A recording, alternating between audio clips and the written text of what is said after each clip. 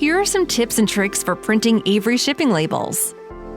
It's important to use the label that is designed for your type of printer to ensure the best print results.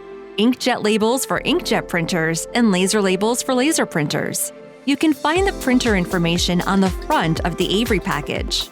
After you've designed your label, most programs create a PDF to print. When the PDF is open, click the printer icon at the top, then choose the printer.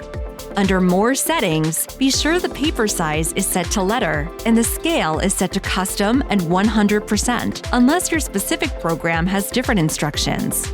Click that and look for the preferences or properties for your printer, and choose the media type as labels or heavyweight or cardstock.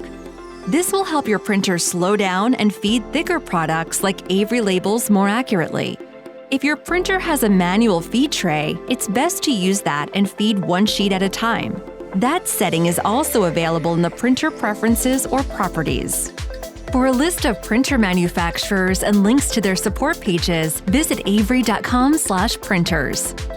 Visit avery.com/help for more information about Avery shipping labels and Avery Design and Print online, or to contact our care team.